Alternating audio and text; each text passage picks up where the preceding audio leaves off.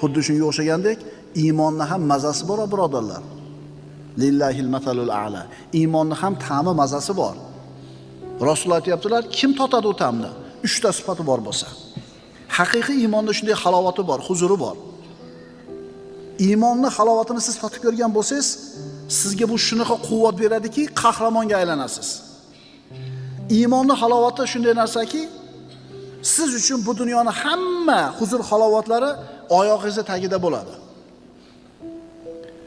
Naq 10 ming dollardan kechib yubordi, qoyili deydi. Siz uchun arzimagan narsa u.